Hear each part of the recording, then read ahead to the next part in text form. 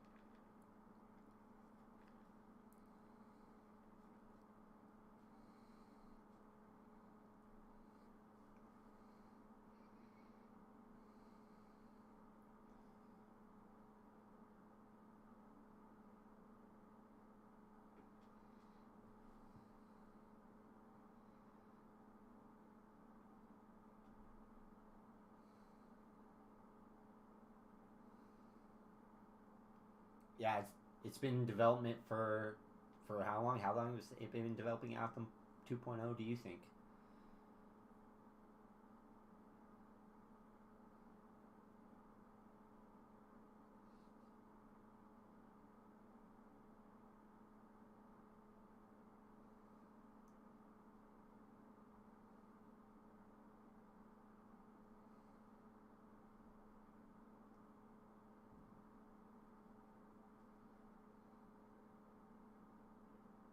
Yeah, they were sold kind of a lie, is what people are saying, and it wasn't very much to do, very much content, and it was initially there was the hype and it was fun when people first and then they realized, yeah, there's not very much to this game, and then they stopped playing it, and now that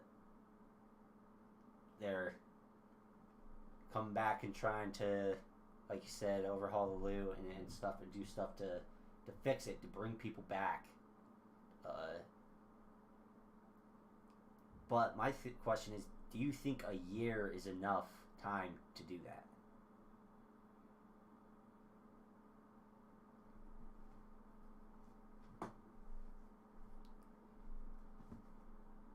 Okay.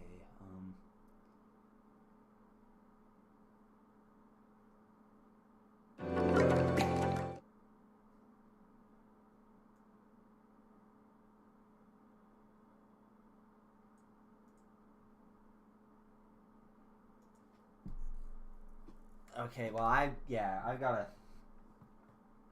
figure this out. Let's see. Audio output.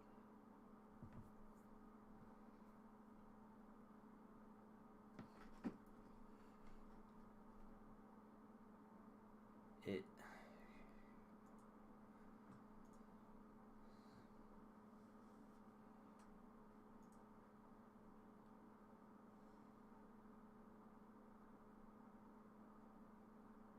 I'm looking in OBS and stuff.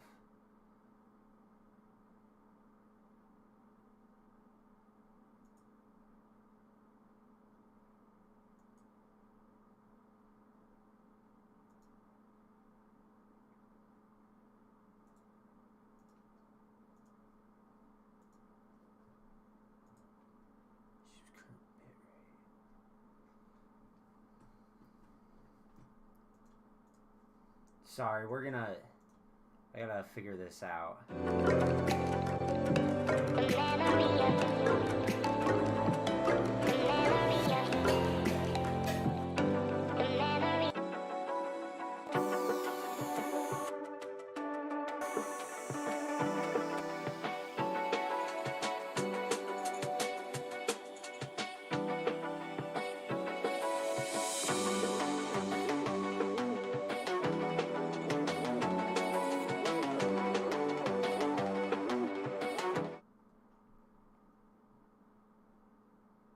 It's not capturing it on.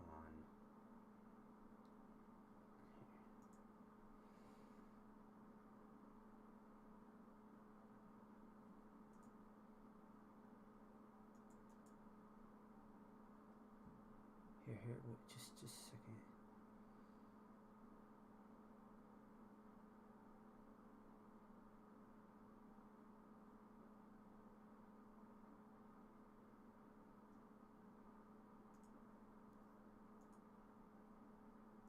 Hey. There we go. I got it. Hello, hello, hello. Yeah, it's pretty loud. So. Hello. Hello, hello. Yeah, you're coming up now. Your audio levels. I see your audio levels. So, I think we're good. Well, ask CMBR.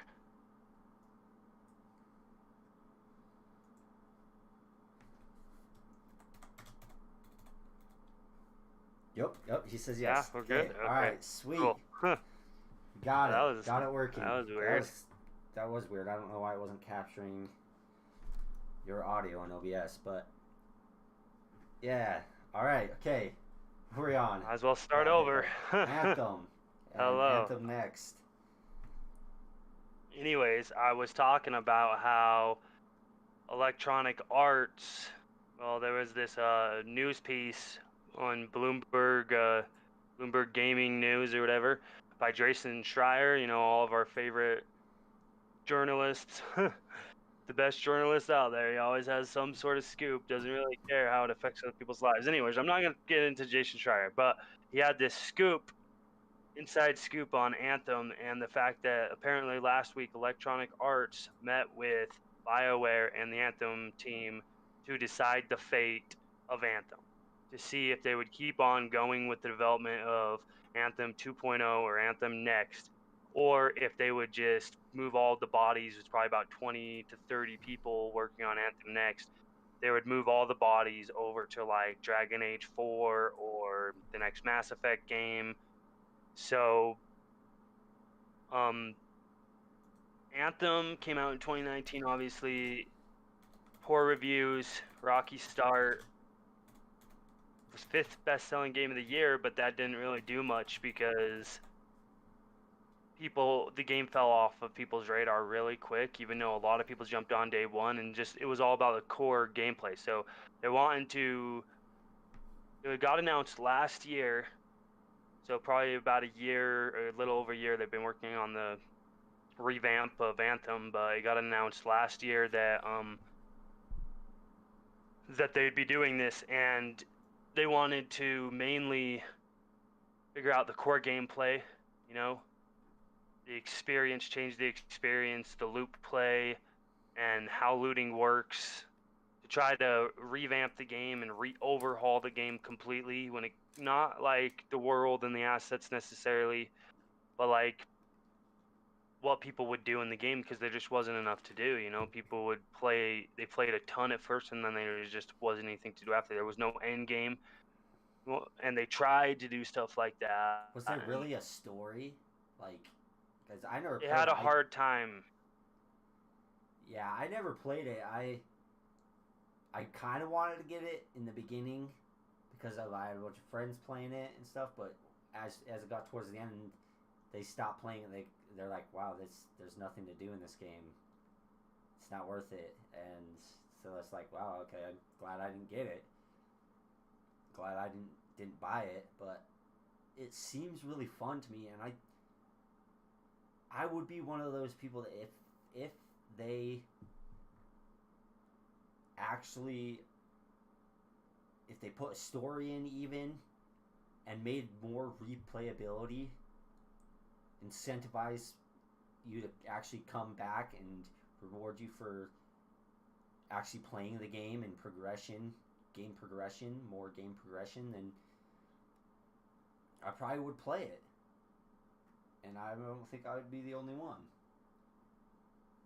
Well, I know a lot of people would want to get back to it if they overhauled it and actually made the game fun and make people want to come back. It was said to be the Destiny killer, but it didn't kill Destiny, obviously.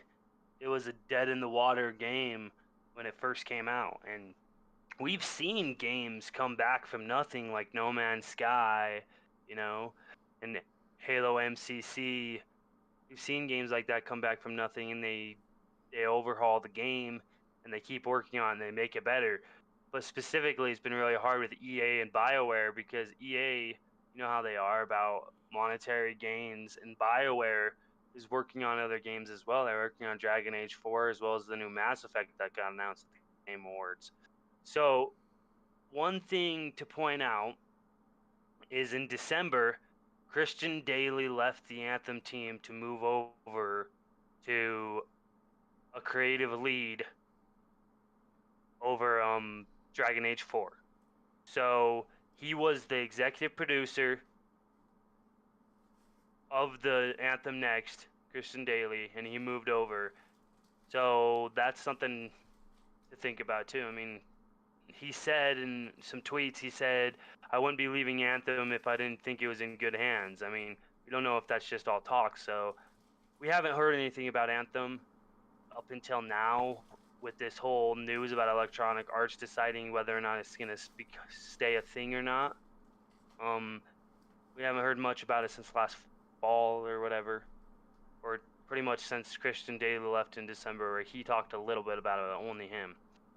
So it's hard to say what's going to go on with Anthem. It's something we need to watch out for, and I thought it was just interesting being in the news about Anthem and about Anthem Next, and how it's been in development and it's been a rocky, and the whole development of Anthem from the start was a rocky, and it was in development hell for a while there, and it was in pre-production for way too long, and then they finally moved it over, and just they didn't even really know what they wanted to do at first, like they did, but they kept on having conflicting ideas. People come in and like they didn't want to make it like Dragon Age, or they didn't want to make it like Mass Effect, but so they tried to like create something new and different. I don't know. So what do you think about this whole Anthem debacle and Anthem Yeah, Next and Electronic Arts deciding its fate? yeah. That I hope that it's a great comeback story. I hope that they actually get the opportunity to fulfill their original vision for the game. But it's like with something like, especially a corporation like EA breathing down your neck, it stagnates that creative process and that creativity when you got to worry about a bunch of other stuff, and you can't fulfill your vision because a corporation is telling you things that you have to do and giving you such a timeline that it kind of, so then you got to go and be like, okay, what do we have to add in, what do we got to take out, and then especially coming out and saying and making promises that in the end they couldn't really keep all of them, and then it came that people were like, wow, there's not very much to do in this game, and I really hope they get the opportunity to fulfill their vision, at least part of their vision, because you're never going to be able to fulfill your whole vision for a game as a developer. As a group of developers. Yeah, as a group of developers, as a studio, there's always going to be more you can do. But at least get most of it to where there's actually like a game that you want to keep coming back to, that incentivizes you to keep coming back to, that has parts of it that are really enjoyable, like a story, to get, I don't know, more people back into the Anthem world, and then after that story, you give them a giant open world with you guys and things to do in that world. Just so many options of things to do, and diversity of things that I think it'll come back. But the question is, will EA even let them? And I really hope so. Well, me too. So my thought on the whole thing is, it was a flop. It's understandable if they don't have resources, but there are people who still want to work on the game. There are people who are still passionate about the game, and if EA could just take a second to think about it and be like, okay, we can still have these people work on the game and let them push something out, and maybe they can make something great. You know, people talk about Anthem having a Taken King moment. The possibility with Anthem Next or Anthem 2.0 that they could have that Destiny, the original Destiny, and how it didn't have a lot to do. Like, it did have a decent amount to do, but people got done with it really quick. And then and then some expansions were coming out. But the moment the Taken King expansion came out, that's what's still the deal where, like, people are like, this is an amazing expansion. This gave us so much to do, and it was so fun. People loved it. The Taken King expansion of Destiny was their pivotal moment. Yeah, it was their pivotal moment. Thing, you look at the history of EA with a bunch of other games, that because it's like, in order to have that success story, you have to keep sticking with it. Not only do you have to keep sticking with it, but you kind of got to give your developers a little more freedom, a little more choice, and take a step back. And I don't think EA has trouble doing that. They got to have their fingers in everything, putting what they want in there. It'd be microtransactions, and you've had the Star Wars franchise and how Star Wars Battlefront 2 kind of came out, and then they kind of fixed it, and then but the microtransactions are so bad, or whatever, they're like, oh, we'll try to stick with something, and then they don't take a step back from meddling in it, and then it ends up falling off. And with BioWare's Mass Effect and Dragon Age, they've got to learn to take a little step back, I think. And yeah, they do. I mean, give them time. BioWare, you could talk a lot about BioWare. You know, they're not looking like they're in a good spot. I'm really, I'm more scared for the next Mass Effect, and more scared for the Dragon Age 4 and this whole Anthem debacle. That it makes me worried about the state of BioWare and the state of EA when it comes to these type of games. And I don't know, something to watch out for, and it's very interesting to see what will happen. Plus the question about, will Anthem ever get its Taken King moment, or even Division 2 seems to be having a moment where they weren't. I want to talk a little bit about that, because they weren't going to make any more content for Division 2, but they decided to do another whole year's worth of content. They're going to keep working on the game for at least another year, and they were going to stop after this next-gen patch. But since they've got such good response to this next-gen patch, they came out and they said, hey, we're actually going to be working on this for a whole nother year. And we know that Massive Entertainment is working on a new Star Wars game, right? So there's that. So they also are booked, and they're still pushing a game because of the player base. Yeah, and that's the thing. You have a great core of a game. Now just give people a diversity of things to do, and then your fans will love it, and then it will pay off. That time that it took to stick with it will eventually pay off. But you gotta give them to take that time. And it's like, my question was, do you think a year is long enough? With the pandemic that happened, I don't think it is. I think Yeah, having such a small team and they then the start. pandemic that hit Yeah, last year, I how don't much think it is. developers is there 20 to on that? 30. 20 to 30. Yeah, that's what I thought. It was about 30. That's not very much. That, and especially if they started a year ago, which would be probably at the beginning of the pandemic, and then having to go, oh crap, we got to do this, deal with this too now, and that's 30 people. I don't. It's not looking good, but I like to be optimistic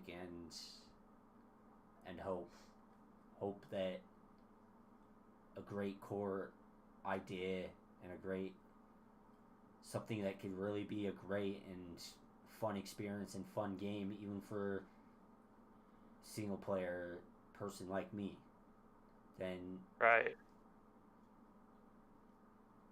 But Yeah. with EA and with just everything, and looking at the past, I don't know if that will end up being the case. Yeah, Anthem's not looking too good, but there is a game that is looking good, and there's some news that just came out about this game. I want to get talking to it. I mean, we talked a good amount about Anthem, and we'll have to see and wait what happens.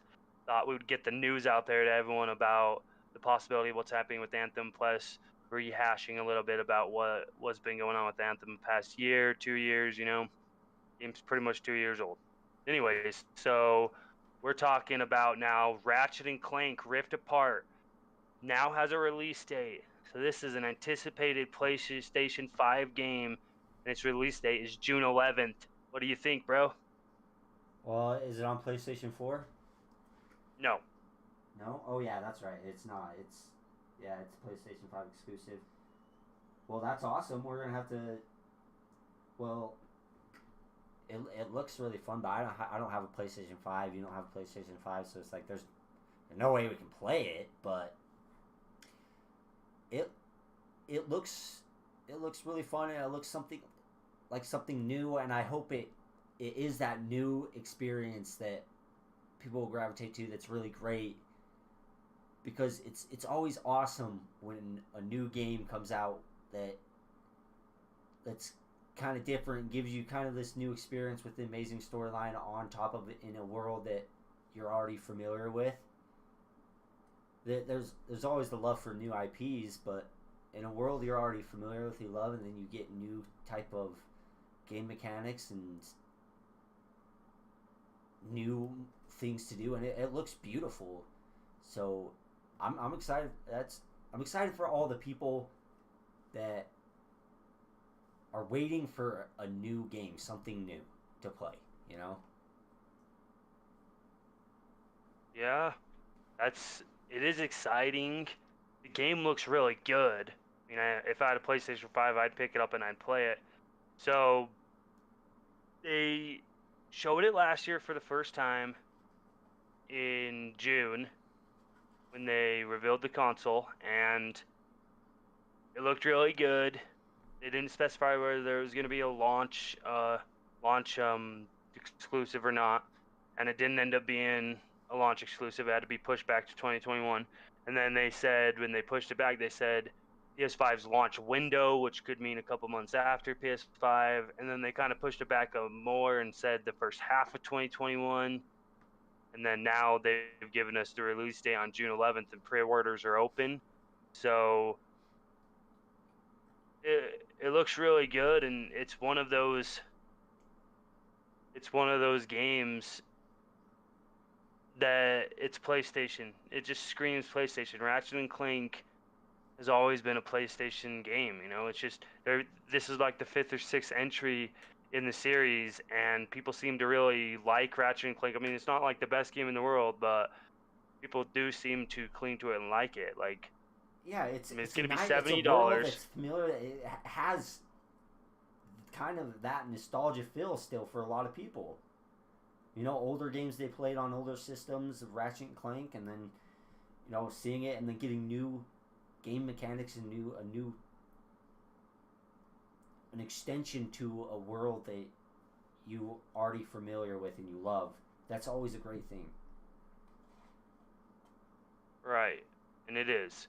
It's really exciting to me. I mean, it's one of the big next-gen console releases. Like, Returnal is one of those for PS5, and that was recently delayed till April.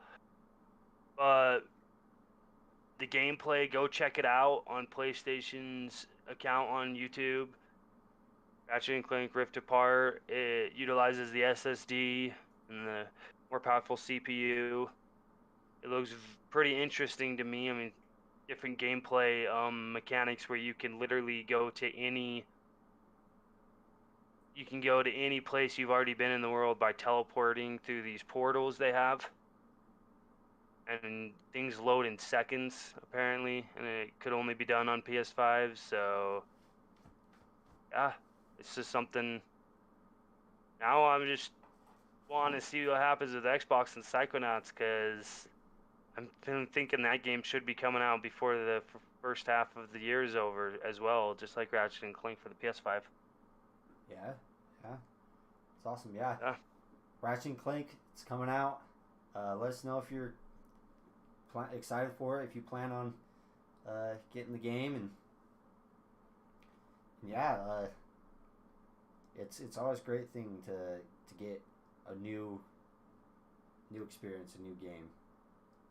Yes, it is. Especially one that's pushing the innovation forward into this next generation. Right. So we have that's it for Ratchet and Clank. The release date news. It's pretty awesome if you ask me. We have some acquisition talk to talk about. I mean, recently in the news, Embracer bought Gearbox. It makes Borderlands 3. So Embracer is a Swedish company. They own GHQ Nordic and Koch Media, and now Gearbox. They developed Borderlands, and it was a deal for $2.5 billion. And they're going to make an initial payout of $363 million with a commitment to pay an additional $1 billion over the next 6 years. So 2.5.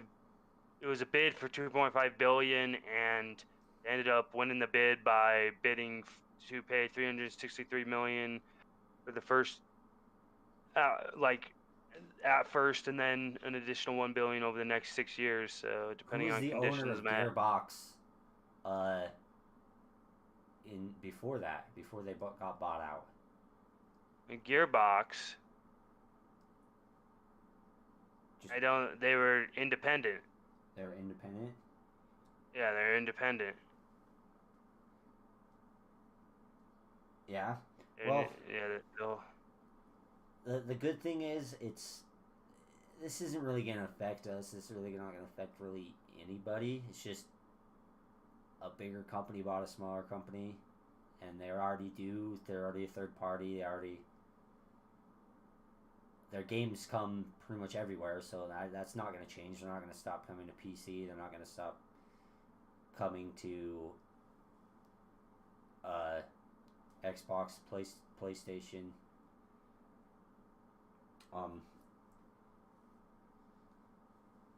Here's something though, and also it'll be, they got bought out, so the only way that Gearbox can now get bought out is with Embracer. If Embracer THQ Nordic gets bought out by someone.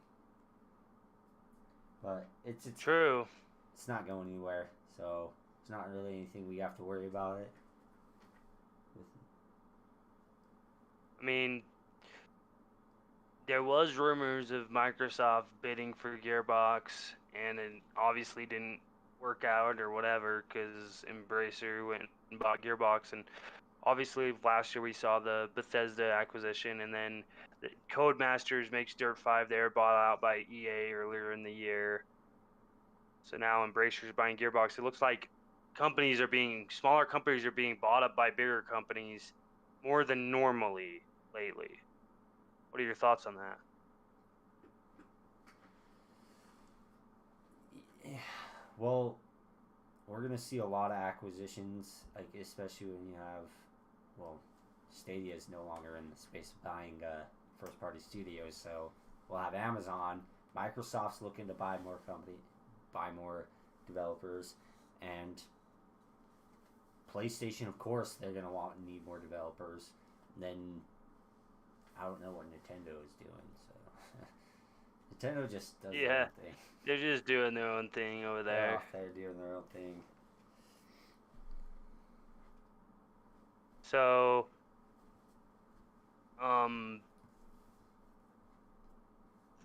that was the biggest news about Embracer buying a company, but they also bought two other companies, some smaller companies. They had Easy Brain for $640 million, and then Aspire Media for $100 million. And we talked about Aspire Media. They had made mobile games of Star Wars, as well as they made a PS4 and a Switch port of a mobile Star Wars game. So we've talked about Aspire Media, but it looks like Embracer bought them out, and they're looking to become one of the biggest Polish game developers. They're competing right now. Well, European, I should say. They're competing with Ubisoft, which is based in France, and CD Projekt Red, which is based in Poland, to become the biggest European gaming company. So Embracer's starting to grow, and they're a pretty big company. And THQ Nordic and Koch Media is what they've owned. And so if you ever see a THQ Nordic game, and Embracer's the parent company for them. Yeah, well, I think that's pretty much everything on that. Just an acquisition. Gearbox got Borderlands. They make the series Borderlands, which is really big. Looter shooter. But I want to know about more games. I always want to know about what's to come in the future, and what can we expect, and what can we get excited for from a bunch of people. And one place that we used to get that news in the past was from E3. But E3 didn't happen last year. There's kind of the Summer Game Fest and all that. We got kind of short. Jeff Keighley. What's going on with E3 2021? Is there going to be an E3 in 2021, and what's it going to look like? So there is supposed to be an E3 this year. The ESA, known as the Entertainment Software Association, they have announced that there's going to be an E3 for 2021, and it's going to be a digital event, right? So a lot of people are skeptical because E3 seems like it's been dying over the past couple of years, which I don't want it to, honestly. I've always got excited for E3. We used to watch it together. Every year we'd get together and we just get some snacks, some treats, and we'd watch it and we get excited about games, Yeah, I remember watching the Game Awards, and we do that with the Game Awards with you, and we couldn't believe it when they just showed the Series X at the Game Awards. Yeah, that was crazy. That was crazy. Now it's 2021. That's insane. Time just flies by. Insane.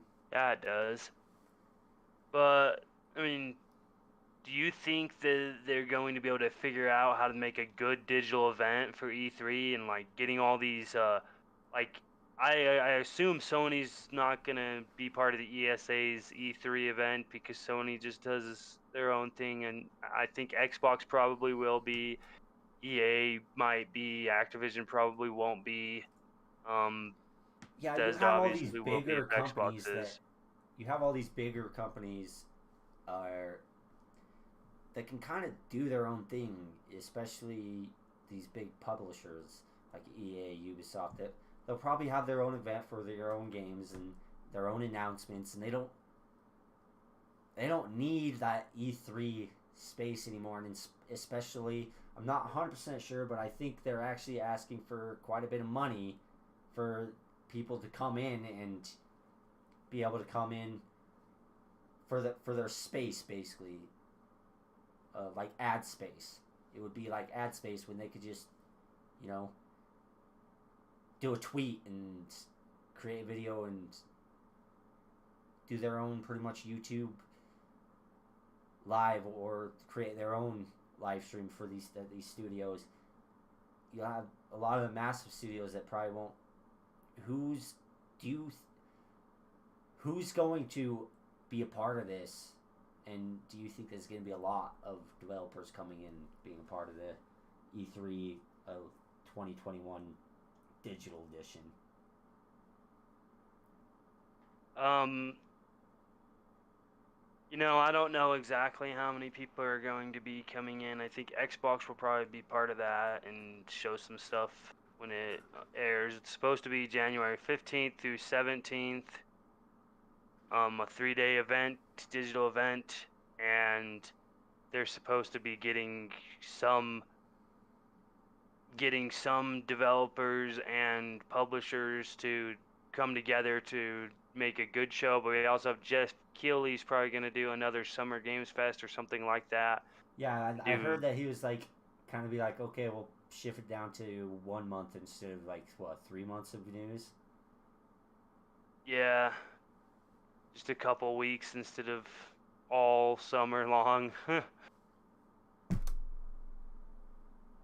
But it's interesting to think about what's going to be happening this summer. I mean, it's ever since the pandemic hit, things have changed with E3 and the news dump that we'd get in the summer, and it all got pushed. Like Yeah, it was a July, huh? it's always been exciting, to have that week or something, or that day where E3, or that week where you just it's gaming news, and there's just so much coming out, and oh my gosh, it's so exciting, and you get to look forward to that ever. And then the Game Awards as well is another one of those things that is really fun, and you get to look forward to. And I love those planned, really big gaming events that has, that you'll, when you tune in, it's going to be big. You're going to hear big news. Of course, you're going to have small news, but I think it's like, I would be fine with all these other developer, or all these other studios and or publishers coming in and doing their own things, as long as you have some great big news along with the littler, smaller news about games or whatever, and spread that out through the year. That would be so amazing and exciting. True. I mean, spreading things throughout the year is good in some ways, but a big news dump is good in other ways.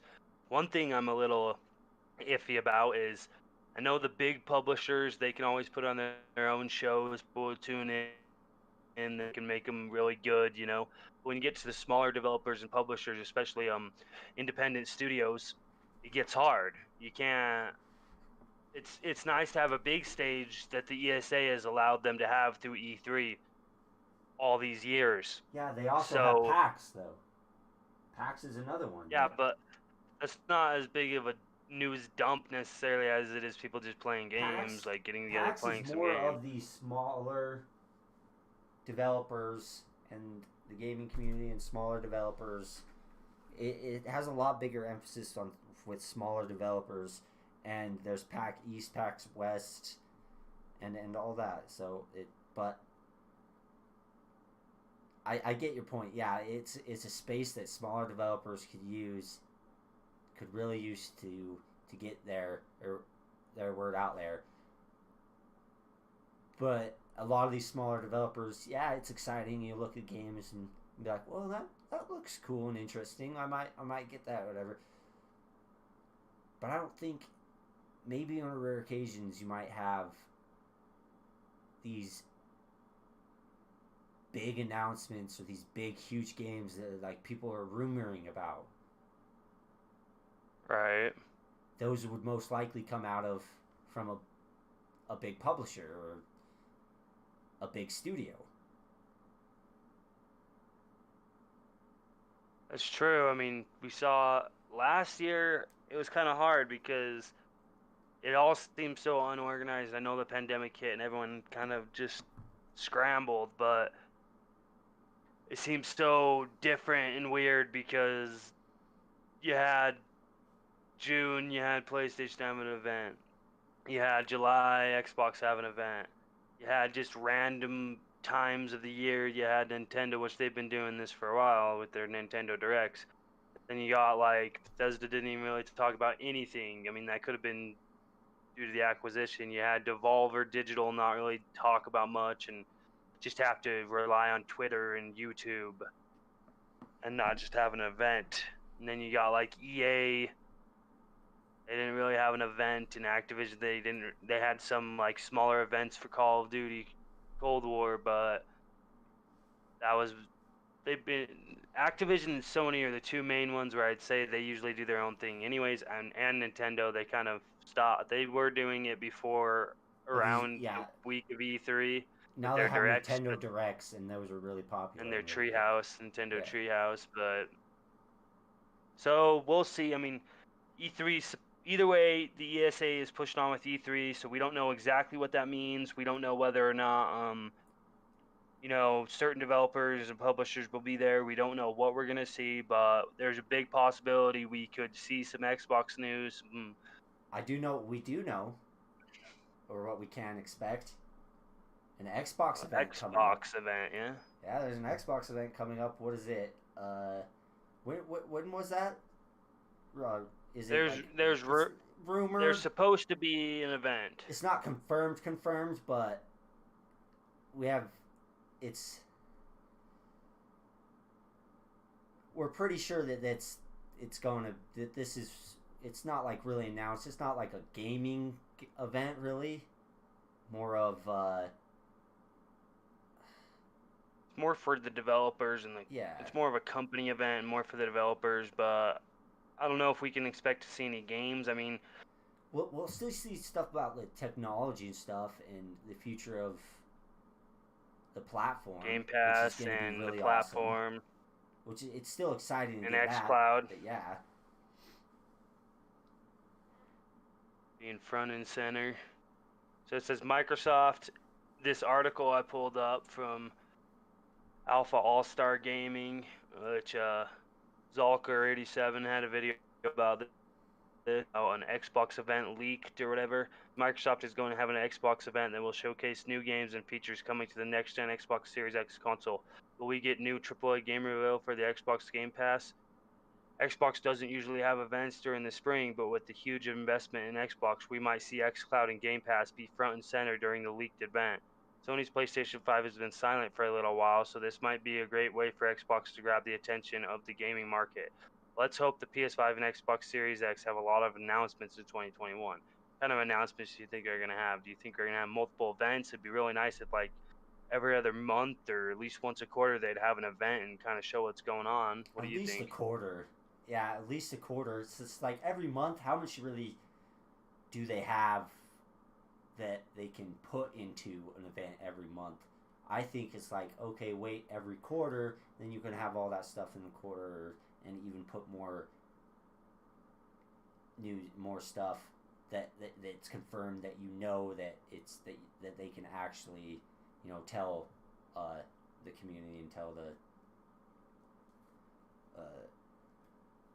what's going on with the future of the platform and everything, and the future and games coming out, and so we don't really know much about that. So keep your eye out on an Xbox event that could be happening here soon in the spring time.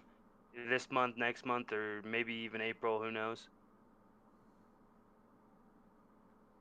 Anyways, on the note of Game Pass and wondering about xCloud and stuff, we actually have some news on Game Pass and some games that are coming into Game Pass in February. So let's talk about that. Yeah. So the one I know would be Dirt 5. So, which we see, it's kind of we can kind of see the pattern of games that kind of get pushed into Game Pass. They're on the front. They're on big Microsoft Xbox stage, and they're usually partnered with Xbox already with that. And Dirt 5 is coming to Game Pass. Did you think this was gonna happen? Well, I thought Dirt 5 would come into Game Pass, but I didn't know when, and it's happening a little sooner than I thought it would. So it's going to be on February 25th. Dirt 5 is coming Game Pass PC, Game Pass console, and Game Pass cloud. So that's pretty awesome there. And it obviously, we saw Dirt 5 come out as a launch title for the Xbox Series consoles and the PlayStation 5 consoles. Came out last year. It's got a 120 hertz mode.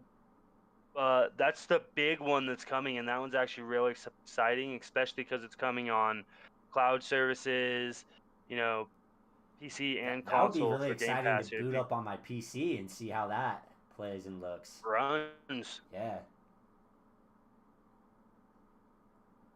It's like Yeah, it it's make it super so exciting, simple in Game Pass. Just it's free. especially with I'll just cloud click on it, gaming. download it. Yeah, and download it and put it on my SSD that I've got, and super fast. And then I'm in. It'll be. Why not try it? Yeah, awesome. See how it Right. plays and how it looks. But what else is coming to Game So Pass besides Dirt 5? Wreckfest, a game called Wreckfest, is coming into Game Pass. It hits console, PC, and cloud on February 18th. It's a full contact driving game, smashing cars together, create massive crashes. I mean, some sort of answer, I guess, to Destruction All Stars. It was in PS Plus. It was in February PS Plus. Destruction All Stars just barely came out on PlayStation, and it wasn't received super well. I mean, it's kind of more of an arcadey driving game, drive around, and it's kind of like Rocket League in a way, full contact, hitting each other, smashing into each other, knocking each other over type of game. That's Wreckfest. You got Pillars of Eternity 2, Deadfire, the Ultimate Edition, and Fallout New Vegas. That game hits cloud and console on February 18th, so that's pretty awesome. So if anyone hasn't played Fallout New Vegas, great game. Didn't want to buy if you didn't want to buy it, it's probably not that expensive. It came out on the Xbox 360. It now is gonna be on Game Pass on console and cloud. So go ahead and play some Fallout New Vegas. Then we have Code Vein. Code Vein comes February 18th. And then this indie game, Super Hot Mind Control Delete, February 25th. And then we have Killer Black Queen. It's an indie action platformer. Hits consoles and cloud on February 23rd. As well as Elite Dangerous, which hits all Xbox consoles on February 25th. Wow, that's a lot, dude. Crap, Game Pass just keeps. Do they still have the thing of 100+ games? Because I feel like they're understating that. I think they are too, but you also got to realize when they say Game Pass Ultimate, play 100 Yeah. plus games. If you're on cloud gaming on your phone or your tablet or anything, you're not getting like 100 games. You're kind of getting to there. You're not. You might be closer to the low end of 100, like maybe 80 or 90. Whereas on PC, you're probably in the like 100, 110, 20, maybe up to 50. Now console has the most games, where it'd be maybe up to 200. Holy cow, that's So like a massive jump. That's a massive amount. yeah, so when you talk about Game Pass in that sense, they'd rather undersell the amount of games they're saying, which even over 100 games isn't wrong, and it is like a great marketing number too. So Yeah, yeah. It is. Well, that's awesome. It's exciting. You always get new games to try, and there's always something to play with Game Pass. And that's what I love. oh yeah, and it's awesome. And for anyone who loves cloud gaming and wants more touch control support for the games on cloud gaming, so you don't have to carry a controller with you, um, they're adding new titles for touch control support on February 18th, and this list includes Neoverse, Spiritfarer, Ukulele, and The Impossible Liar, and a couple more. But those are some notable ones. So that's a massive news dump on Game Pass and what to expect from Game Pass in February. And who knows, maybe at the end of the month they'll let us know more about what to expect. But for me, I'm probably going to jump in Dirt 5, and even if I only play it for a little bit, I really want to try it. I'm going to download it on my Series S, and it's going to be on Game Pass at the end of the month.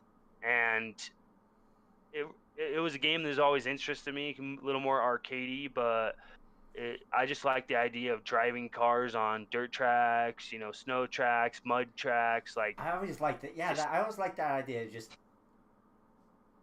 you're not on your normal road, simple road. You're driving through on a car through the environment is what I love. yeah. Yeah.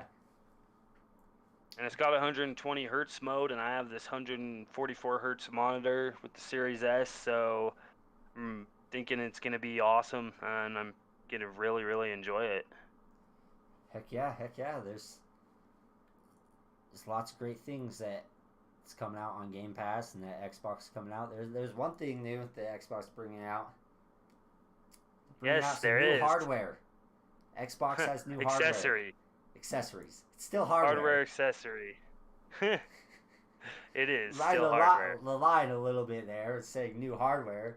Oh, what do you mean by that? Yeah, it's just Xbox is getting new accessories to be like. So what is it? So there's they're expanding their variety of colors for the controllers, and now I can't remember the exact name, but it's red. We're getting a red controller, Yeah. and not only are we getting a new color controller, there's also a Xbox headset made by Xbox, and you know more details about that. Yes. So, anyways, let's start with the controller. So they announced a little while ago about a new controller in the Xbox Series controller lineup, which they actually call the controller Xbox Wireless Controller. So it's their newest rendition of Xbox Wireless Controller. But we have Robot White that came with the Series S. We have I can't remember the black color, but it's just black, something black. That came with the Series X, and then the Shock Blue, which you could buy, which I have that controller. It's very pretty. Shock Blue, and now they announced it like last month or something, but it just barely came out in the North American market, and it's Pulse Red. So a new Pulse Red controller. It looks pretty Ooh, sexy, not gonna it lie. looks nice. It looks really nice. Yeah. I love red. Red's a good color, and a red controller be nice. Get that more variety of color. I just want them to bring the shop back, the actual where you could actually build your custom controller. But we're not gonna probably see that for a little while until they get manufacturing, under control. Yeah, they had this design your own controller. You could do that on the Microsoft site, but they've got rid of that for now. It will be coming back at a later date. You can't design your own controllers at the moment. You can just buy the stock ones. Mainly, they're pushing over towards selling the newer ones with the new design and everything that came out of the series consoles. Anyways, that's the controller. I thought it was really awesome. Pulse Red. It looks very good. I want to get it. But we also have the next thing is we have a Xbox official branded headset that's $100 US, $99.99. So, well, $99. Surprisingly low price point for what seems like a really quality headset. It's got auto mute feature, which I don't really know a ton about that, but it seems pretty innovative, and if it works all correctly, it'd be great. It's got leather ear cups. It's completely wireless, and it's all gonna work through the Xbox I think accessories app or something. It's also Bluetooth, which you can Bluetooth it to your phones as well as your PC, and then it uses the codecs. It uses the Xbox codecs to connect to the Xbox natively wirelessly. It's low latency, lossless audio, spatial sound technology. It's got Dolby Atmos. Supposed to be super comfortable. Supposed to be some of the best in class, you know. So that's mainly what we know, and it's going to come out March 24th, I believe, and pre-orders have started now. To me, it looks very good. Like, I'm debating on getting it because if it's got really good sound quality and good mic, my Astro A50s, I don't like to use on my Xbox anymore, especially with the Series S and having a $100 monitor isn't that because bad, it's actually. For some really nice yeah. headset, that's not bad. I mean, we'll see when the reviews come out, but I'm thinking it's gonna be really good when it looks quality. Like I Microsoft think hasn't made. Microsoft they make really good hardware. Like Xbox, they make really good hardware. They get the controller Elite 2 is really good hardware. And we have, of course, S and the X, and now these next gen controllers. And I have confidence that Xbox was gonna make a solid product in their mics. Headsets and mics. I really hope so. So we haven't seen an Xbox official branded headset since the 360 generation. So since Gen 7. So I hope that they make it really good and it's really quality. If it's as quality as it's seeming from what they've said, then it's going to be one of the best headsets, one of the best deals for an Xbox headset at all, or playing Game Pass. It connects Bluetooth through your phone as well, and then apparently got 15 hours of charge, and every 30 minutes you charge it, apparently it's good for 4 hours of battery life. So if you had it dead and you wanted to play in 45 minutes and you just throw it on the charger for a half hour and then you're good to play for 4 hours before you throw it on the charger again. So that's pretty awesome. Yeah, actually it's March 16th. Sorry. I thought it was 24th, but it's actually March 16th, $99. And it was revealed yesterday on an Xbox Wire post. I think I'd get $99 by March 16th. Yeah. I think I'm gonna get it because something you can Bluetooth to your phone and play games, as well as you can even answer calls through it. You can even, like, if you're playing a game on your phone and you get a call, you just answer your call through it and it goes into your headset. You don't even have to take off your headset or anything. You know, I mean, sure, you can Bluetooth anything, any earphones or earbuds or headphones that work with Bluetooth and play your Game Pass games on cloud. But if you want to just transition to your Xbox, you know, without taking off your headset, you can do that too. Heck yeah. I'm kind of sold on this. I want one, and it's gonna be really nice. You know, get a new headset, Bluetooth headset. I gotta get a Bluetooth adapter in my PC. I still don't have one. Sad. Yeah. Managed this far, so far without one. But yeah, that's new hardware. Xbox is launching some new accessories for gaming accessories, not just for Xbox, but just gaming accessories, and that's awesome. That's exciting. But that's not the only thing. There's so much things that Xbox is doing that's exciting. It's not the only exciting thing that Xbox is doing. They're pushing. They really try to push the industry and innovation, and they're so good at it. And there's True. an amazing example of this with backwards compatibility games. They're saying they can, with certain titles, they can double and maybe even triple the frame rate of some Well, let me backwards stop you titles. there. So there was a news that came out today on the Xbox Wire about making backwards compatible games better with what they call FPS boost. So FPS boost, they can take select games as long as the physics aren't tied to frame rate.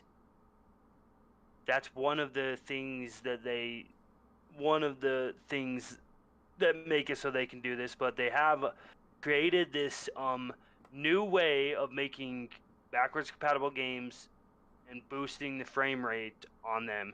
So depending on the game, right now they're starting with 5 games, but depending on the game, they can go from either 30 to 60 or 30 to 120. So it's actually a quadruple, not a triple. Oh wow! Well, Yeah. it's even more. It's even better. Holy cow! It's That's awesome. and they're doing this on the with techniques and the power of the new consoles. And would you ever think that you would play like a game, an old game? What's what's one of them? There's Watch Dogs. I think they say, well, Watch Dogs 2. Well, let me read the games off to Yeah, you. what are the games? Yes, Watch Dogs 2 is one of them. Watch Dogs 2 is one of them that's being boosted from 30 to 60. We have Far Cry 4 being boosted from 30 to 60. We have Sniper Elite 4 being boosted from 30 to 60. UFC 4 is being boosted from 30 to 60. And then the last one we have right now is new Super Lucky's Tale is being boosted from 30 to 120. Yeah, yeah. Would you ever think you'd be playing those games like on your older consoles or whatever at 30 flopped at 30 frames, and that you'd be able to play them at 60, even 120? That's insane. 120 Yeah, I as don't long as you know. have the capable monitor TV. Capable monitor TV. I never really thought much about like games that were made at 30 being able to play at 60 on consoles, like without actually the developer redoing the game and making an enhanced version or anything. But this is not the developer. I mean, they send it to the publisher to make sure that the publisher's okay with it and that things are working like the publisher wants it to work.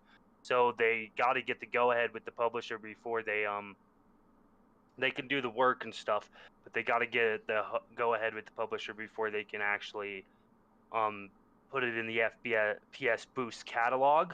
So I actually have this article I want to read because I think there's some very interesting things in this article that this Xbox Wire article that will explain it better than I can. I'm not as technical as obviously Jason Ronald is pretty technical. And he didn't write this article, but the senior program manager, Paul Eng, wrote this article on Xbox Wire. But I did listen to this interview that Cole Eastwood did with Jason Ronald where he went over FPS boost. But I want to read this article. Is that all right? Yeah, yeah. All right, so we have FPS Boost by Xbox Wire. It's a new thing, and you have Far Cry 4, Sniper Elite 4, Watch Dogs 2, UFC 4, new Super Lucky's Tale. They look like they were all Xbox One games, and they're being boosted through backwards compatibility on Xbox Series X and S.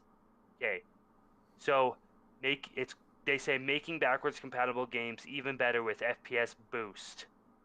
When we were designing Xbox Series X and S, we knew we wanted to continue our commitment to compatibility we started back in 2015, enabling gamers to play their favorite titles from past generations on the new consoles.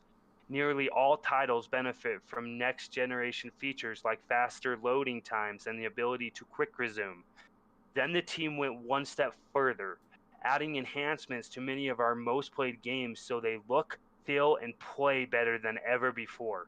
As we detailed in October, with the increased CPU, GPU, and memory from our new consoles, all of your existing games look and play better. With certain titles, we can make the experience even better, all with no work required by the developer and no update needed by the gamer. To that end, the backwards compatibility team has developed FPS Boost, which employs a variety of new methods for nearly doubling and in a few instances quadrupling the original frame rate on select titles. Higher, steadier frame rates make games visually smoother, resulting in more immersive gameplay. We partnered closely with the developers to enhance the experience while maintaining the game's original intent. And while not applicable to all games, these new techniques can push game engines to render more quickly for a buttery smooth experience beyond what the original game might have delivered due to the capabilities of the hardware at the time. And then it shows Watch Dogs 2 and compatibility options, and you can manage it or whatever, but they do talk a little bit, which we'll get farther down, about how you can utilize it or not utilize FPS Boost depending on if you want to, which I don't know why anyone wouldn't want to. Well, they were saying it can kind of mess with uh, it's resolution. Jason It can kind of Ronald mess was with saying resolution. Jason Ronald was saying that it could mess with animations, but that's why they test these games thoroughly. When they do the FPS boost and they test it and they add it to the catalog, it's gonna run smooth as butter because they tested it beforehand. So it's not gonna be a janky game. That's not what they were saying. Well, they were saying resolution. Like, with one of them, you just have to. All they really kind of did was even lower the resolution, and then not even boost the frame rate up. Well, it depends on the coding of the game. Anyways, I'm going to read the rest of this. We're excited to announce the first assortment of backwards compatibility titles that will support FPS Boost, available beginning today. So that's Far Cry 4, Super Lucky Cell, Sniper Elite 4, UFC 4, Watch Dogs 2. We chose this initial collection of titles not only because they are popular among fans, but to highlight several different ways that FPS Boost can improve your experience. For example, new Super Lucky Cell can now run up to 120 frames per second, and UFC 4 delivers improved frame rate performance specifically on Xbox Series S and can now run at 60 frames per second. This is just the beginning. We will announce and release more titles featuring FPS Boost soon, and we'll roll out new menu icons and system settings in an incoming system update. Starting this spring, you can go into the Manage Games section for any title, where you'll be presented with a new compatibility option button that will allow you to toggle FPS Boost as well as Auto HDR. Auto HDR came at launch, and that enables HDR in games that didn't initially have it and weren't created with it. And that's from the hardware and software working together, and it's another thing that they created, another technique. So you can toggle FPS Boost as well as Auto HDR on or off. There will also be a new indicator for informing you when a game is running with FPS Boost whenever you hit the Xbox button on your controller. You can decide how you want to play your favorite games, whether it's in its original form or with FPS Boost. And FPS Boost doesn't only benefit gamers who own these titles. You'll be happy to hear that many of these upcoming FPS Boost games will be available in Xbox Game Pass. From this initial release of updates, new Super Lucky Cell and Sniper Elite 4 are currently available with Xbox Game Pass. We're very excited for fans to experience FPS Boost, and in the coming months, will be announcing more and more games that support this function. At Xbox, we believe your gaming investment should come with you, which is why we brought forward thousands of games from 4 generations to look and play better than ever on the Xbox Series X and S. We can't wait for you all to give these titles a spin and to reveal more FPS boost games very soon. What do you think about FPS boosts, Crazy Mate? Oh, that's awesome. I play quite a bit of games at 60 frames per second.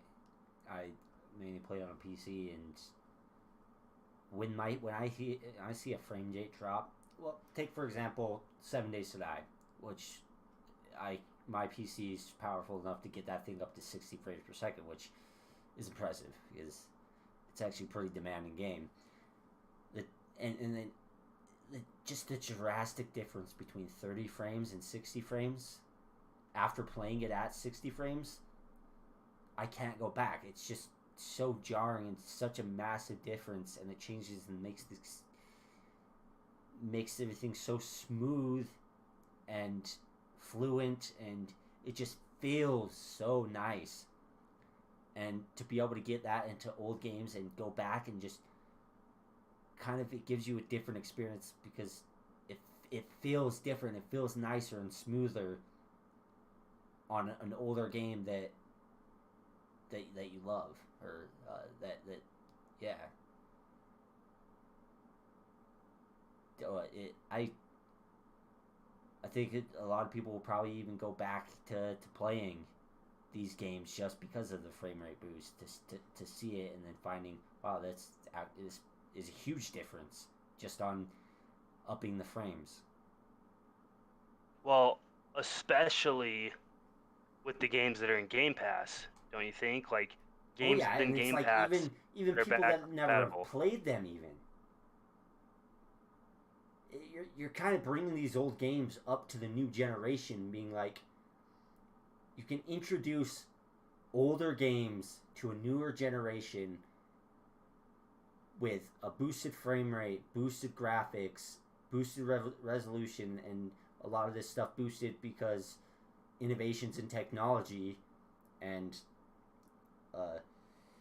techniques, and technology and techniques can make it so people that missed these older games can go back and feel like they're getting a modern experience, kind of, with visuals and something like feel with frame rate and that it makes it more likely to get fans of these franchises and be like, oh, I gotta play the next game and the next one.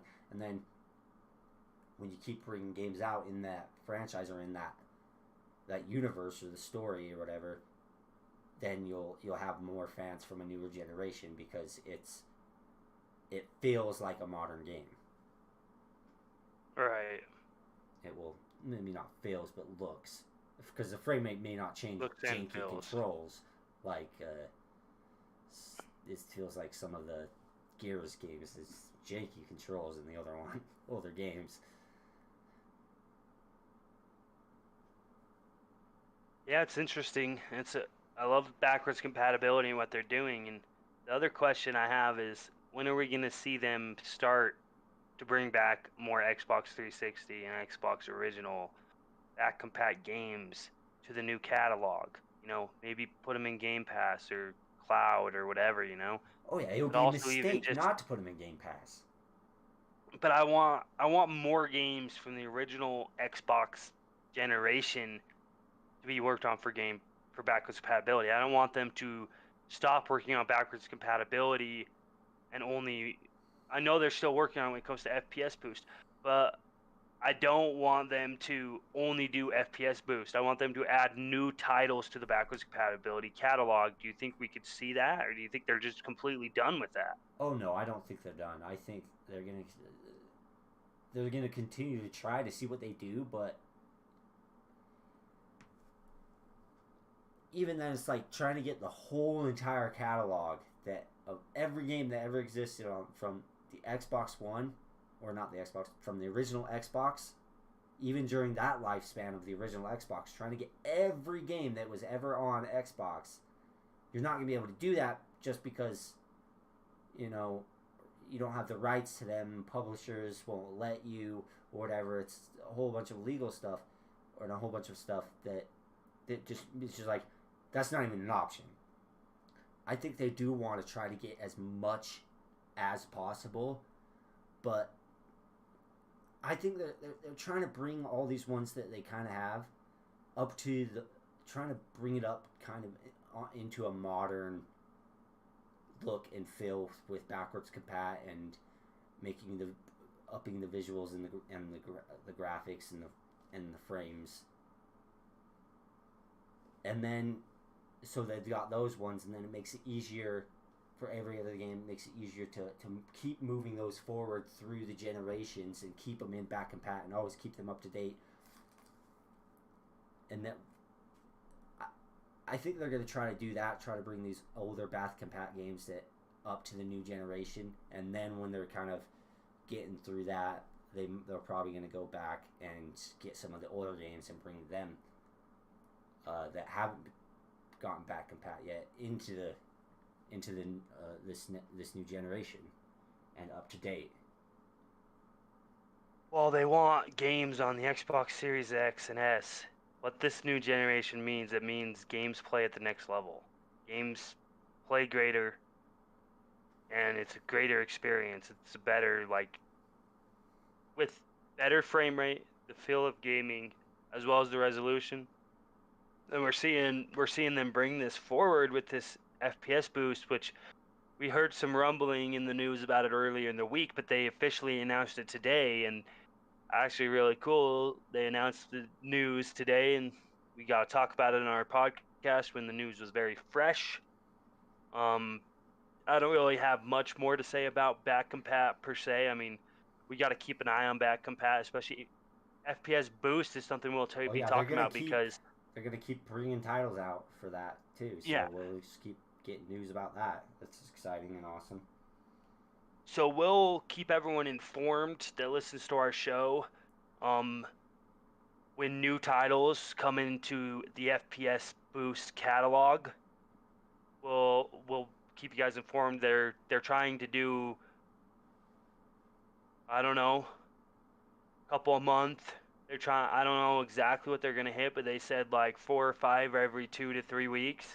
So I'm not 100% sure, but we'll see. And it'll be really cool to see if there's some older games that maybe run at 30 on the Xbox One that you really loved, that you might want to go back and see a 60 frames per second mode. It'd be really cool to see, like maybe Rise Son of Rome. Oh, that would be awesome. Yes. And doing or maybe first Quantum party Break. Studios, games from first party would be, well, not first party studios, but just first party games, yeah. Would be the crazy thing about this too is they're able to do this without any work from the developer. So anyone who developed this game, like Far Cry per se, that was Ubisoft with one of their teams. Ubisoft published and one of their teams developed, but they didn't need to work on this. They only needed to give the green light to Xbox when they finished the work, saying, okay, it looks good, we're fine with you putting this out there, type of thing. It was all done by Xbox. Development team didn't even need to take even a second glance at that and be like, oh, we need to tweak this and tweak that. It's all Xbox. That's crazy. Yeah. So that's the news for the back compat, and save the best for last. I mean, not the best and not the best. There's this whole blog post we go over, but we're just gonna hit the key points. Anyways, so should we hit this topic about Halo MCC? Yeah.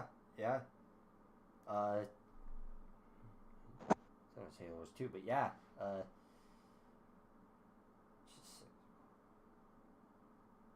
So Halo MCC is going to be dropping Season 6, where they're going to bring in a few things, but they're going to be doing flighting for Season 6 first, and then in a few weeks' time, or a month time after flighting, however long it takes, they're going to be dropping Season 6 on Halo Master Chief Collection, and they're going to be adding a custom game browser.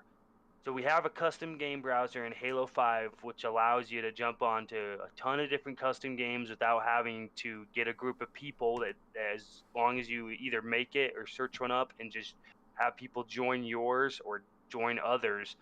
Then there's the whole custom games and the custom game browser. It's a new way to play with each other in MCC.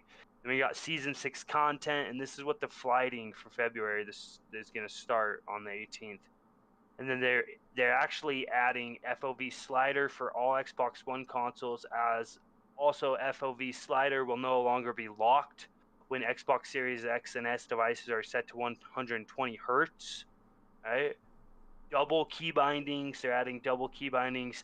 They're adding mouse and keyboard support for consoles on Halo MCC, advanced audio options, view model customize options, and one of the biggest things they're doing for the Master Chief Collection is they're adding a new map for Halo 3, and it comes from this mod or this game that was being created from a mod slash what they called Halo Online. Okay, anyone who doesn't know Halo Online, it was being created for the Asian market years ago, and it never finished development.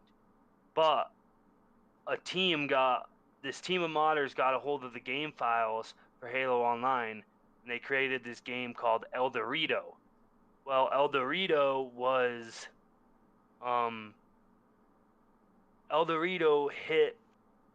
was leaked out. Well, not really leaked out, but it hit the news in 2019, not too long before they announced that MCC would be coming to PC.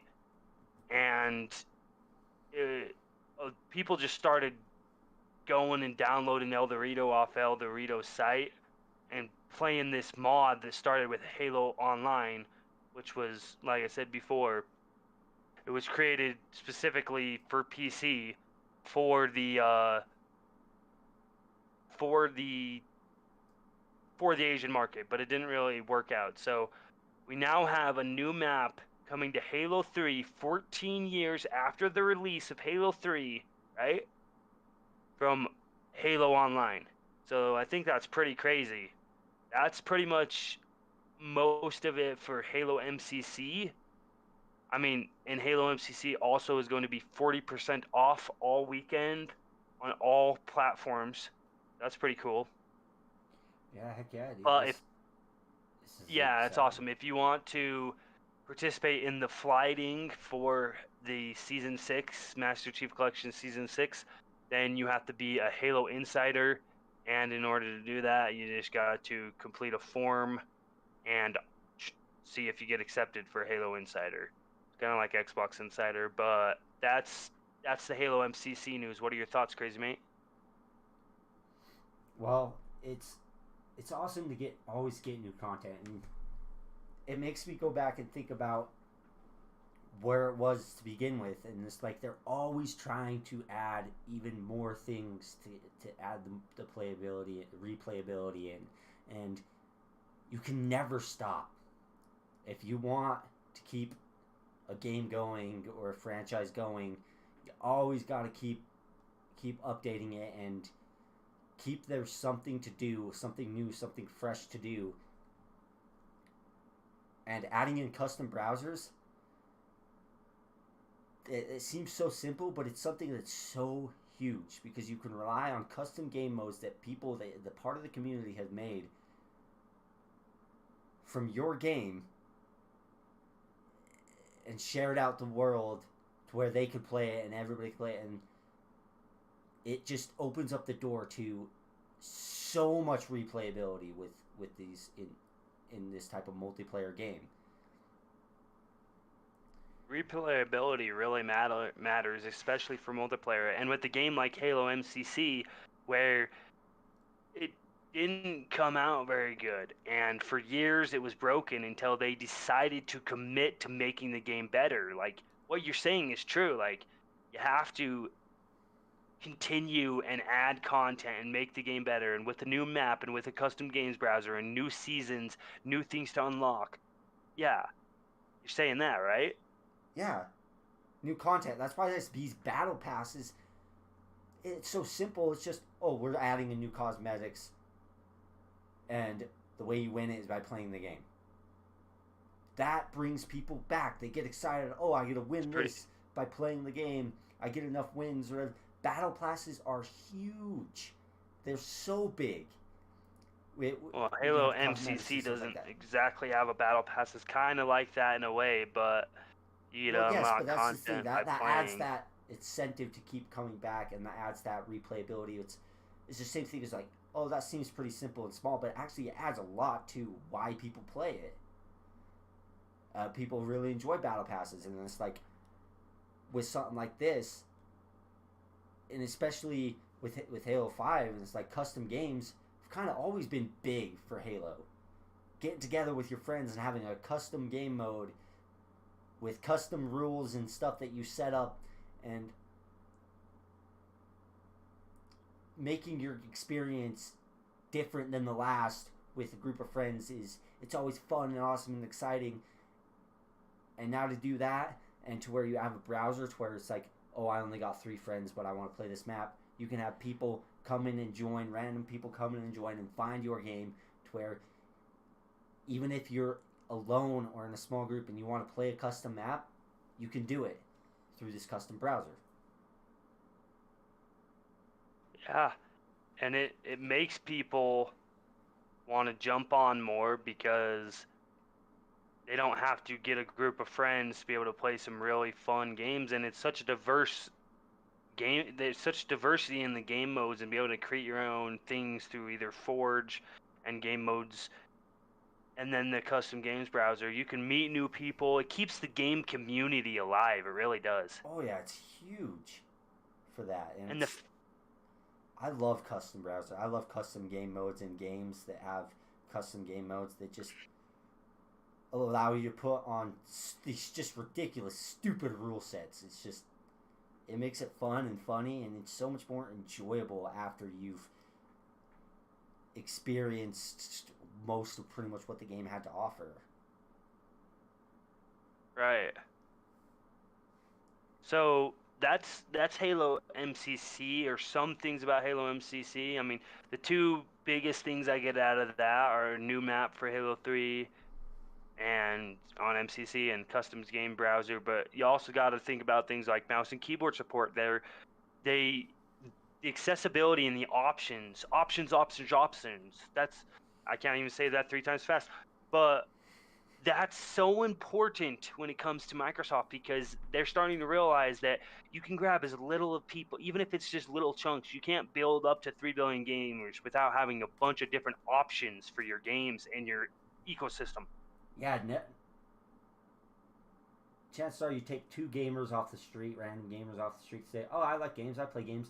They're going to, chances are them being completely different in their diversity of what they like and what they want to play, and the way they play, it's most likely going to be different.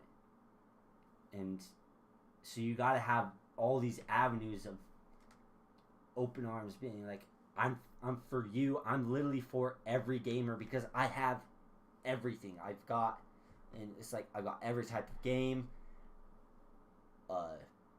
game genre. I've got a lot of them.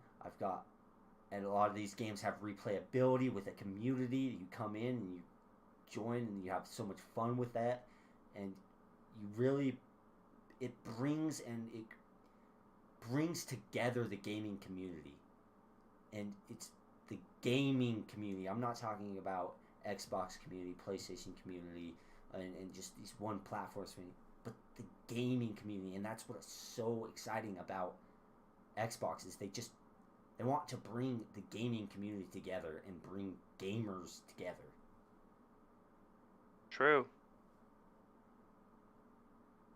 So we have some other news that, this is kind of something I'm reading off the blog post that I actually want to talk about because I didn't know about it. But So Halo 3 and Halo 5 Pro Series are returning. So anyone who likes esports and Halo esports specifically says the HCS team has been hard at work at building competitions for both MCC and Halo 5 players alike. They got big plans. So MCC Pro Series is a Halo 3. It's February 14th through April 11th. It's open to pros and amateurs. You can register for it. So that's Halo 3 Pro Series. Halo 5 Pro Series, February 6th through April 10th. Open to pros and amateurs, same format as last season, which they haven't done. They haven't done a pro season since last year. I think it's been about a year since they've done a pro season. So Yeah, that's pretty exciting awesome, I think. for esports. People that like esports, people that like watching esports. Uh, Esports are fun. They're fun, and enjoyable to watch these pros come together on a game that you play all the time, that you know a lot about, and that you enjoy, and watching just the crazy things that they can do in these tournaments. It's a lot of fun, and that's awesome. Right. That is awesome. As well as they're actually starting to talk a little bit about Halo Infinite esports. So, in addition to the return of the Pro Series, the HCS team has developed a top level look at what their plans are for Halo Infinite esports. They actually have a blog if anyone wants to check it out. I'm not going to check it out, but about their goals and the competitive ecosystem they're building and what you can expect from Halo Infinite esports, because just like Halo 5, this game is being developed with esports in mind. Pretty interesting. Yeah, that's awesome. Well, we're talking about awesome news and great news. We'll transfer into something that's kind of a little more on the sad and disappointing side, that you kind of, it's like, it's not really great to hear. And Halo Wars 2 is no longer going to be supported, and there's no longer going to be any future updates at this time. For what they have no plans of it. And you'll still be able to play the game and get on and play it like you would any other old game, but they're done supporting it. They're moving past it. What's up with this? Like, why are they doing this? Like, you have a lot of people that still play Halo Wars 2 and they really enjoy it. Like me and you, the story in the Halo, they left on a cliffhanger. I was hoping for a Halo Wars 3.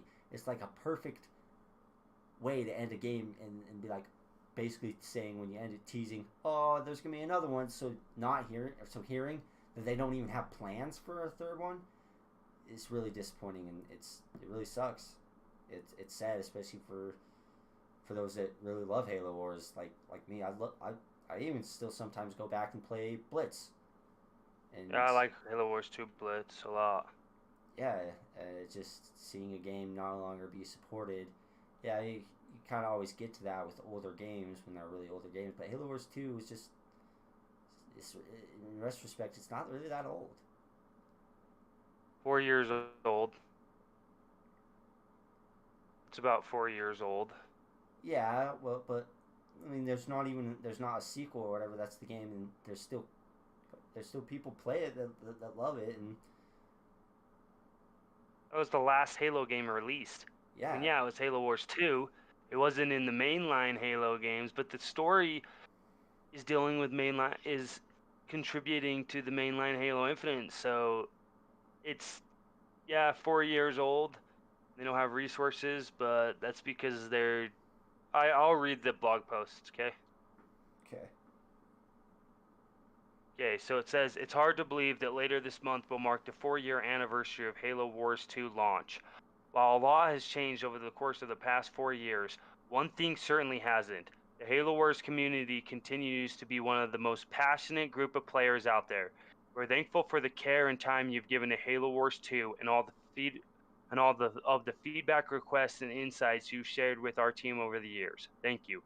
We've always strived to be open, honest, and transparent with our community, and we know many of you have been waiting, asking, and hoping for news about the future of Halo Wars 2. We want to acknowledge that we've heard you and make sure you know that this feedback and these topics do indeed get brought to the right folks across the studio for further evaluation. In the past, we've noted the publishing team was fully focused on MCC and we had no current plans to return to Halo Wars 2. Now, with all these titles on PC, we've seen these questions popping up again, although the 343 publishing team is still working on more MCC seasonal content along with a variety of features and further improvements. It's not always easy to be open and transparent, particularly when we expect it's not an answer the community wants to hear, but we want to give it to you straight. 343 Industries has no current plans for further Halo Wars 2 work, including content update, balance patches, bringing the title to other platforms, or a new game in the series. We will, however, continue to monitor the game and ensure everything is working as expected. Yes, we did use the words currently because it's the truth. As of today, there is no plan for the development team to re engage with Halo Wars 2, and we aren't working on a new game in the series at this time. But we're specifically never going to say never because, well, who knows what the future may bring.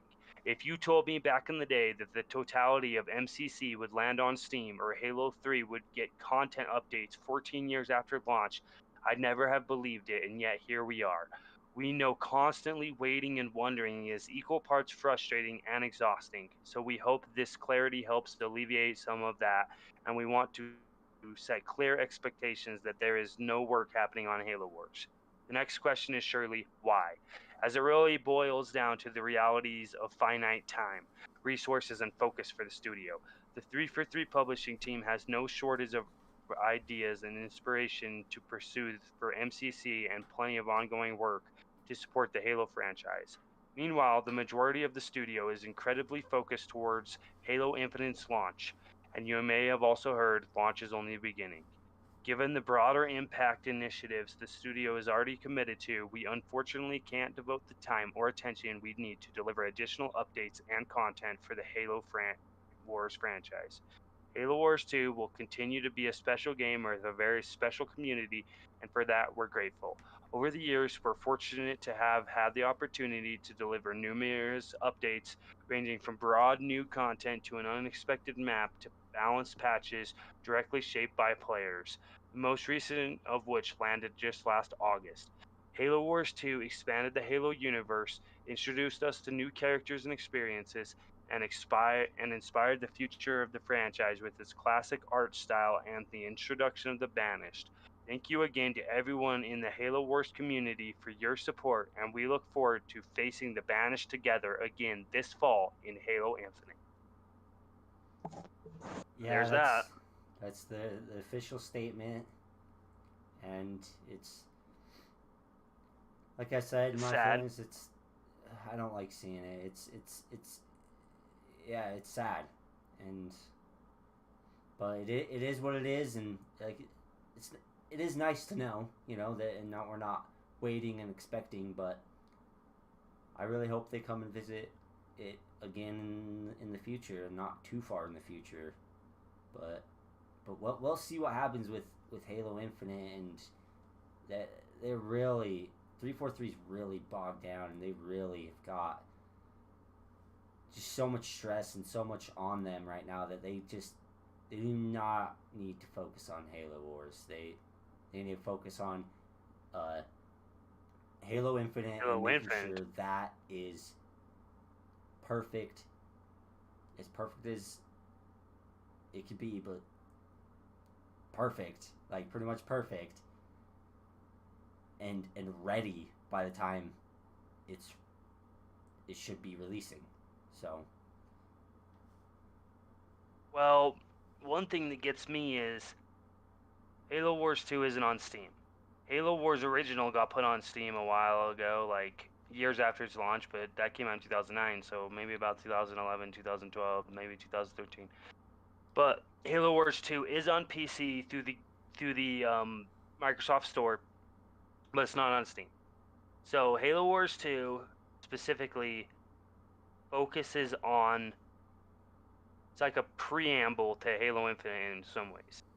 It's the start of the Banished, or not the start, but it's the introduction of the Banished, And the Banished are going to be a big part in Halo Infinite, so it makes me wonder, right? Steam players who are playing the Master Chief Collection want to play Halo Infinite when it comes out, and they do care about story, and if they do, they're not going, unless they use the Windows Store, they're not going to have the Halo Wars 2 story, which kind of sucks, and maybe they don't want to use Windows Store. But at least if they're on PC and they don't have a console, they can still play it, right? It's on Game Halo Pass. 5, yeah, and it's on Game Pass. But Halo 5, right? It's that this. one. It's on Game Pass. There's no excuse. No excuse not to play Halo Wars 2 because it's on Game Pass. But if you're a PC player, you can't play Halo 5 on Game Pass for PC. Yeah, that's the crappy part. So Halo 5 has no PC port. They have this version called Halo 5 Forge, which is on PC, which is more like it's Forge on PC plus a custom games browser on PC, right? Well, Halo 5 sets the tone for what's supposed to be happening with Master Chief in Halo Infinite or whatever. It's the whole debacle that happened at the end of Halo 5 supposed to set the tone in Halo Infinite. So players that want to jump into Halo Infinite and play the story, and they play on PC, if they play on PC and don't have a console, then they can't play Halo 5. Well, I can't. To me, I think 343 Industries. MCC, put it in the Master Chief collection. It's still Master Chief. Yeah, there's Locke in there, but even if they don't put in the Master Chief collection, they should at least try to port the game to PC. And with Halo Wars 2, they should really put the game on Steam. I don't know why they haven't. I don't know why they wouldn't. And I think they should have their whole catalog of games on PC in Steam and the Windows Store, right? I think that would be best. But they don't. I mean, it's just one of those things. I mean, 343 Industries, like you said, is really bogged down, but I would love to be able to see Halo 5 on PC. Yeah, but I don't. That's the child they want to forget about. Apparently. they want to disown it and like, oh, we don't want anything. We're moving on past it, and we just don't even want to touch it. But yeah, they should really move to PC, and they should really put Halo Wars 2 on Steam, I think, too. Yeah, there's no reason not to do that. That would boost the community probably a whole lot more, too. It's like you would put a small team on Halo Wars 2, or it's like this, okay. You know the rumors of Sega, right? The rumors that Xbox might buy Sega. What would come with that would be Creative Assembly, who has worked on Halo Wars 2. So it's like they could even do that. They could port it to Steam, and then even maybe go working on a third one. I think that could. And if they purchase Sega and they don't do that, that is a huge misstep. True. I think that would be awesome for Creative Assembly to work on a new Halo Wars and make a Halo Wars 3, even if it's just Creative Assembly. No, starting with bringing Halo Wars 2 to Steam would boost your community by so much, because I think that was another problem. It's like, it was on PC or console that the community kind of fell off, and it's like, and not. I don't think they fell off on PC. Yeah, it fell off PC on PC that people fell off. PC, and then people were still playing it on their consoles. Put it over to Steam, and I guarantee you will see a resurgence in player base for that game. And then shortly after, you can announce, hey, we're working on Halo Wars 3. But that kind of relies on them buying Sega, which kind of makes it a lot more look a lot better. Makes Sega look a lot better, because I was like, my thoughts on Sega were like, yeah, it would be nice and it would be cool, but they could get better publishers than Sega. Well, we'll see who they plan on buying, and we'll see what a long ways down the road if they do come back to Halo Wars, which I hope they do. I hope they do too.